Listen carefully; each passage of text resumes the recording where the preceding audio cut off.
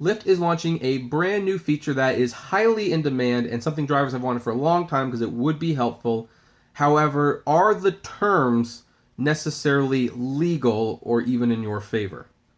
Hey everyone, this is Kevin the Apptrepreneur, and Lyft's week sucks just continues. And it's interesting that this week I started kind of focusing a little bit more on how much Lyft sucks, because when they do things like this, you can kind of see how there's a little bit of a gray area into what they do. How they introduce sometimes a feature and it sounds really good, and then when you look just a little closer, you find out they're really not being honest with you. They're not helping you as much as you think they're helping you. In fact, you're getting screwed, and in this case, it might even mess with the independent contractor status that they are trying so hard to fight for, because I think this actually clearly violates the IC contract status, and that is, in a surprising way, Lyft letting you see where you're heading.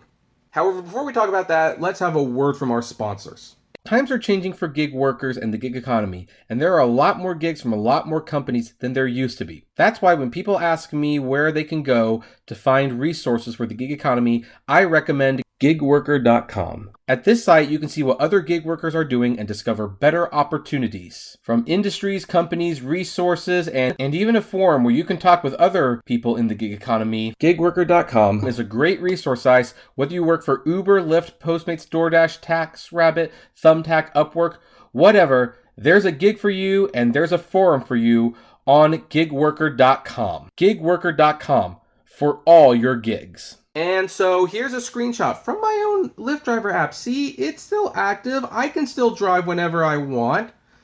I just choose not to because of stupid things like this. And they say, we're piloting a new trip info feature. We've heard your frustration about trip info. Yeah, I'm sure you've been hearing it for the last 5 years. And are now trying out a feature to give you more control over your rides. If you maintain a 90% acceptance rate, you'll see the passenger's direction as well as the length of the trip. Yay. Here's the thing. When you first read it, that sounds good, but you look even just one more glance, one more time you look at that over, and it's like, something's off here. Something is definitely off here. First of all, though, we've heard your frustration about trip info and are now trying out a feature to give you more control over your rides. Yeah, actually, they are kind of right about that. Although they're not being completely honest, they've tried this before. About a year and a half ago, they were actually piloting a feature very similar to this. And I actually made a video about it. You can look for it. Look for like Lyft destination filter or Lyft trip, something like that. Lyft is going to reveal your destination. It was a while ago. I forgot the exact title.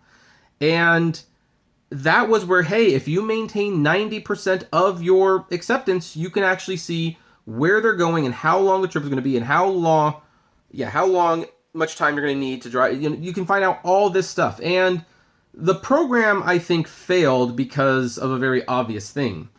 Once people knew where people were going, they wouldn't accept trips. I'm going to take it a step further.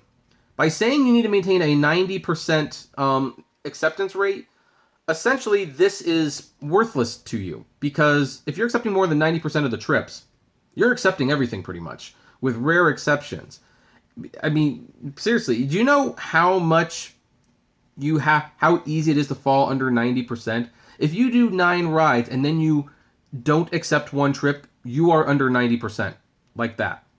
So now you got to do a couple more trips to get the feature back, and then you get the feature back, but you see it's not very long, so you don't want to take it, so you don't accept it. Well, now you're not over 90% anymore, so now you're in the dark once again. So it is a feature that is only useful to those who aren't going to use the feature in the first place or are going to use it very, very little. Like, we're talking about people who accept every single ride, but then after like 50 rides, they see this one ride that's 2 blocks, and they're like, yeah, don't really want to. 2-block ride, 3-star customer, I'm going to let it pass.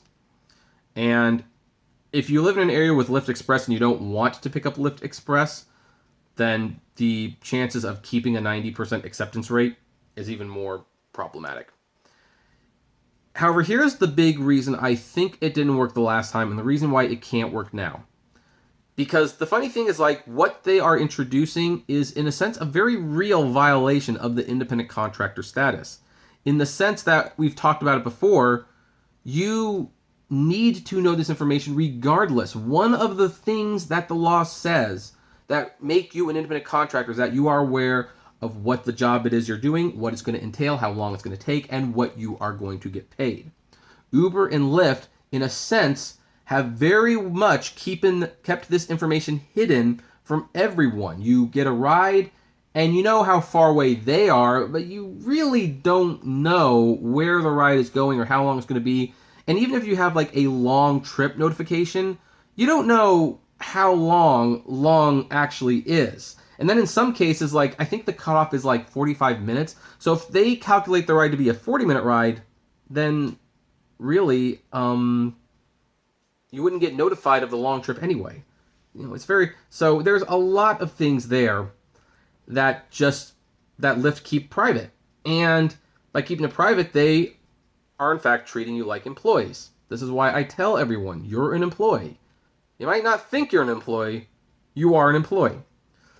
And then to pilot this feature, which they tried before and apparently decided not to go with it. I don't know why they're deciding all of a sudden now is the good time to do this. But this actually adds insult to injury, because it's saying, okay, we're going to be doing what we know we legally should be doing. However, we're only going to give this information to people who drive the way we want them to drive. You've got to accept 90% of the trips, or else we're not going to give you this information. Then you just have to take it blindly. That doesn't really look good, does it? That kind of makes it sound like you're trying to dictate how they're driving. This only works if everyone gets to see this information. And by all accounts, they should have access to this information, whether they are accepting 90% of the rides or not. Now, some might say, in Lyft's defense, I don't see Uber doing this. Yeah, it's probably because Uber has a little bit more sense than to attempt to do a feature that gives off the very strong and real impression that they are controlling you like employees. Uber does everything they can to make the average person think that we're independent contractors. In fact, they do such a good job. A lot of drivers think they're independent contractors because, well, they can get on and off the app whenever they want. Doesn't matter that they don't negotiate the race. Doesn't matter they don't see where they're going. Doesn't matter that they don't know who they're picking up. Not really. And Uber doesn't know either. They don't verify them. So, and yet people feel like they're independent contractors when they're simply not. However, when you look at something like this, it really, really dawns on you, we have no control over this platform. We don't. Lyft and Uber set the terms and rules. They always do. They control everything except when you can and can't get off, which I want to emphasize because of the whole airport thing. They're now telling you can't turn off at certain times, which defeats the independent contractor status again. Oh my gosh, I have so many of these. So this will not work because it only works if you accept all the rides anyway.